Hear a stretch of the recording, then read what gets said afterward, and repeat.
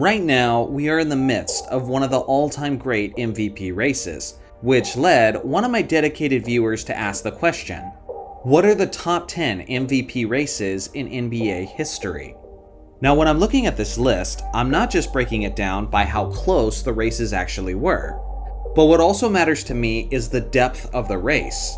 Sure, if two players are having all-time great historic seasons, then that is going to be impressive and carry some weight. But in the instances where there were 5 or 6 guys that you legitimately could have given the award to, well then that's going to carry some weight as well. But as always, these are just my choices as the top 10 MVP races in NBA history.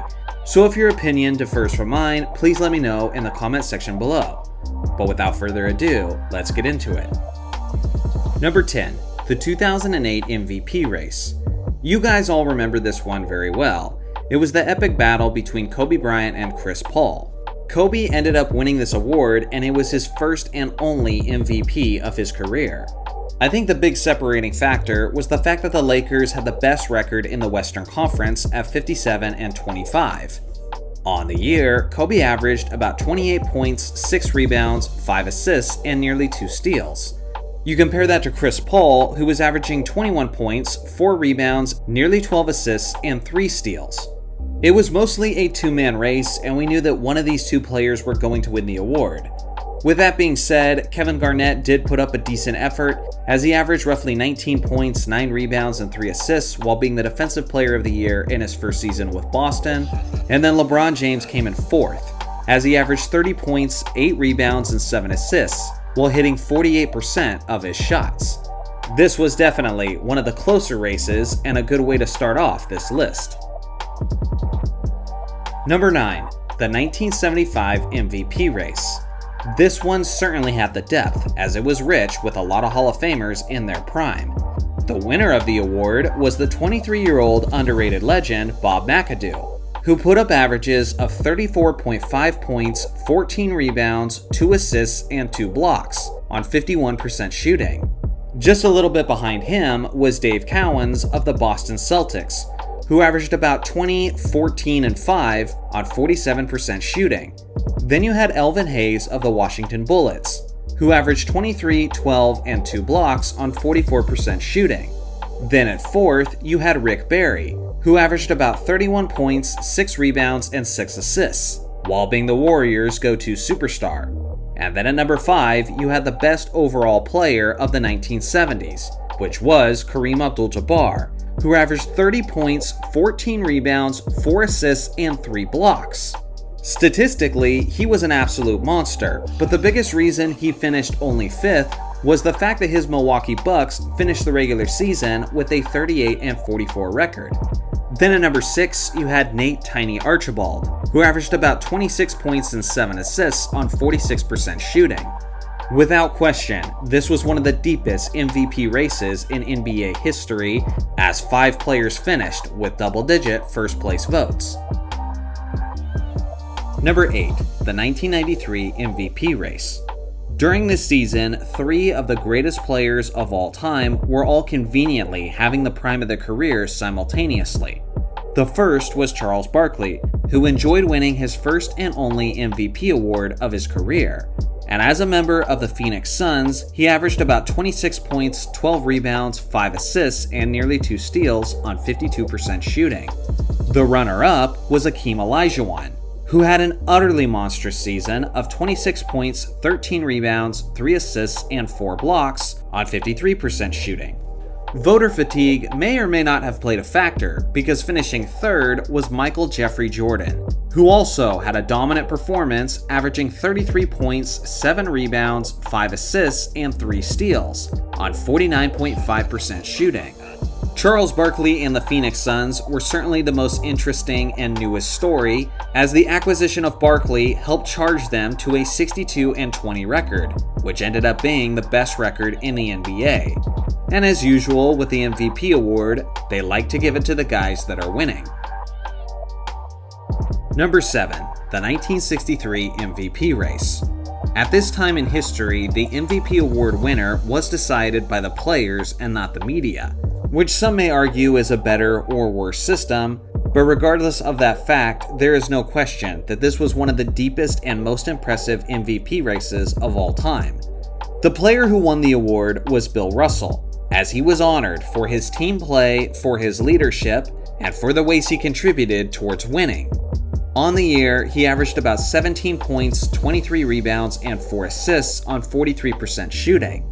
But the rest of the list is utterly jaw-dropping as well, because the runner-up for the award was the great Elgin Baylor, who averaged 34 points, 14 rebounds, and 5 assists. Then you had Oscar Robertson, who nearly had his second straight season averaging a triple-double, as he put up about 28 points, 10 rebounds, and 9.5 assists. Then in fourth place was Bob Pettit, averaging 28 points, 15 rebounds, and 3 assists. Then Jerry West came in fifth, who only got 2 first-place votes, yet averaged 27 points, 7 rebounds, and 6 assists. All the way down in the 7th spot is the amazing Wilt Chamberlain, who on the year averaged 45 points, 24 rebounds, and 3 assists, and he also had by far the most win shares on the season. He didn't earn a single first-place vote, and this mostly had to do with the fact that the Warriors only had a 31-49 regular season. And at the time, there was a narrative that Wilt was a bit of a selfish player who cared more about scoring than winning. And because of this, he didn't get more love from his peers in the MVP voting. Regardless, it's mind-blowing that someone could put up these numbers and finish only 7th in the MVP race. But truly, that just speaks to the quality of this group. Number 6 is the 2024 MVP race. I know this just recently happened, so to some people it might seem like recency bias, but the truth is, this was one of the deepest and most competitive MVP races that we've ever seen in this league.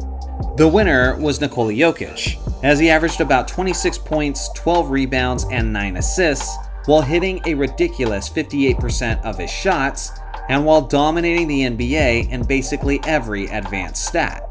Second place was the young SGA, who averaged 30 points, 5 rebounds, 6 assists, and 2 steals, while being extremely efficient for a guard, as he led his Oklahoma City Thunder to a surprising first seed in the Western Conference. And third place was Luka Doncic, who averaged a monstrous 34 points, 9 rebounds, and 10 assists, while hitting nearly 49% of his shots. And fourth place was Giannis, who only secured 1 first-place vote, despite averaging 30 points, 11 rebounds, 6 assists, and 1 steal, while hitting a ridiculous 61% of his shots. And a complete afterthought was Jalen Brunson, who averaged 29 points, 4 rebounds, and 7 assists, while leading his New York Knicks to the best season they've had in over a decade. When a couple decades pass, I think we'll fondly look back on this race as one of the deepest ones that we've ever seen. Number 5, the 1987 MVP race. If we're being honest, this was only a 3-man race between 3 of the top 10 greatest players in NBA history. Winning the award was Magic Johnson, who was leading the Showtime Lakers while they were at their very best. On the year, he averaged 24 points, 6 rebounds, 12 assists, and nearly 2 steals, while hitting 52% of his shots. His Lakers also had the best record in the NBA at 65-17. With that being said, some might think that he actually stole the award from Michael Jordan, who finished second, because on the year, MJ averaged 37 points, 5 rebounds, 5 assists, 3 steals, and 1.5 blocks on 48% shooting, in what was easily one of the most impressive two-way seasons that we've ever seen from a perimeter player. Finishing third with only 1 first-place vote was Larry Bird, who averaged 28 points, 9 rebounds, 8 assists, and 2 steals, while having 50-40-90 percentages on the season, as he led his Boston Celtics to the best record in the Eastern Conference. Imagine averaging nearly a 30-point triple-double season where you hit 50-40-90 percentages and lead your team to the best record in the conference in what was the stronger conference at the time, and you only finish with 1 first-place MVP vote. If that doesn't tell you just how competitive this 3-man race was, then I don't think anything will. Number 4. The 1990 MVP race. This one was absurdly close in what was a 3-man dogfight. The guy who won the award was Magic Johnson of the Showtime Lakers, who on the year averaged 22 points, 7 rebounds, 11.5 assists, and nearly 2 steals, on 48% shooting. What's crazy is that Magic won the award while having far fewer first place votes than the guy in second place, and that was because overall he had the highest ranking on average. The guy who finished in second was the 26-year-old Charles Barkley of the Philadelphia 76ers, who averaged 25 points, 11.5 rebounds, 4 assists, and 2 steals, while hitting a ridiculous 60% of his shots. In third place was Michael Jordan, who averaged nearly 34 points, 7 rebounds, 6 assists, and 3 steals, while hitting 52.6% of his attempts. Honestly, in this highly competitive race, I think you could have given this award to any one of these 3 players, and the vast majority of the basketball community wouldn't have a problem with it. Number 3. The 2003 MVP race. When you look at the final tally, this was mostly a 2-man race between Tim Duncan and Kevin Garnett. But the reality is, there was about 7 players who legitimately could have been given the award based on how they performed that season. As I mentioned, Tim Duncan was the winner, as he led his San Antonio Spurs to finish with a 60-22 regular season. And on the year, he averaged 23 points, 13 rebounds, 4 assists, and 3 blocks, as he was an absolute monster on both ends of the court. Kevin Garnett of the Minnesota Timberwolves finished second, averaging 23, 13, and 6. Kobe Bryant had one of the best seasons of his entire career, as the 24-year-old finished third in the MVP voting and ahead of his teammate Shaq, as he had averages of 30 points, 7 rebounds, 6 assists, and 2 steals on 45% shooting. Tracy McGrady finished in fourth. His Orlando Magic didn't have a very great season in the standings, but he was that season's leading scorer, averaging 32 points, 6.5 rebounds, and 5 assists. Fifth was Shaq with his usual dominant season, averaging 27, 11, and 3. In sixth place was Allen Iverson, putting up his usual AI numbers. And all the way down in seventh was Dirk Nowitzki. Imagine putting up these numbers, leading your team to 60 wins, and having the second most win shares in the entire league, while finishing 7th in the MVP standings. Truly, one of the most competitive seasons of all time. Number 2. The 1988 MVP race. This one mainly came down to 3 all-time great players, but when you look at the depth overall, it was utterly jaw-dropping. The winner of the award was a young Michael Jordan, who had what many people believe the greatest individual season of all time. On the year, he averaged 35 points, 5.5 rebounds, 6 assists, 3.2 steals, and 1.6 blocks, while hitting 53% of his shots and while winning the NBA's Defensive Player of the Year. He was a terrifying monster on both the offensive end and the defensive end, while leading a Chicago Bulls team to 50 wins, who had no business winning that many games. Second place was Larry Bird, who averaged 30 points, 9 rebounds, 6 assists, 1.6 steals, while having 50, 40, 90 percentages. Bird was the epitome of efficient this season. And in third place was Magic Johnson, who was still leading the all-time great Showtime Lakers, as he averaged roughly 20 points, 6 rebounds, and 12 assists, while hitting 49% of his shots. I could keep going about the rest of the list, but just look at the strength of the competition between spots 4 through 8. Look at the numbers that these guys put up. Almost any other season, any one of these guys could be winning the MVP award, but they just happened to be going against Michael Jordan, Larry Bird, and Magic Johnson when they were at their individual best. For goodness sake, let's scroll down all the way to the 12th spot, where you'll find the all-time great Isaiah Thomas, who led his Detroit Pistons to 54 wins, who eventually went all the way to the NBA Finals. This is quite possibly the deepest MVP race of all time.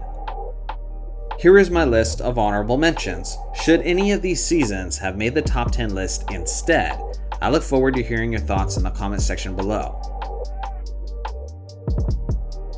Number 1. The 1962 MVP race. This one is not only famous, but it was incredibly historic, as it includes many NBA records. The winner of the MVP award this season was Bill Russell, who was absolutely revered within the league at this time, as he was not only an NBA champion, but he was seen as the ultimate winner and as the ultimate team player. On the year, he averaged 19 points, 23.6 rebounds, and 4.5 assists, while leading his Celtics to a 60-20 record, while being widely recognized as the best defensive player in the entire league.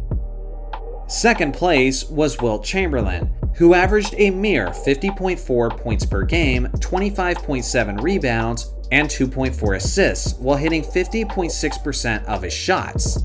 Without question, this was certainly the most monstrous and jaw-dropping statistical season of all time, but due to Bill Russell's winning impact, they gave him the award. Then in third place, you had Oscar Robertson, who had the first triple-double average over the course of a season in NBA history, as he averaged roughly 31 points, 12.5 rebounds, and 11.5 assists, while leading his team to a 43-37 record. In fourth place was Elgin Baylor, who averaged a stupid 38 points, 18.6 rebounds, and 4.6 assists. With that being said, Baylor did miss a significant amount of time that season due to his service in the military. Then in fifth place was Jerry West, who averaged about 31 points, 8 rebounds, and 5 assists. And in sixth place was Bob Pettit, averaging 31 points, 19 rebounds, 4 assists, while making 45% of his shots. Any single one of these players could have won the MVP award that season, and it would have made sense based on the gaudy numbers they put up. But ultimately, they gave it to the guy who is the greatest example of a winner, and that theme has remained intact throughout the vast history of the MVP award. Thanks for watching as always. Make sure to like and subscribe for more basketball content, and I'll see you guys in the next video.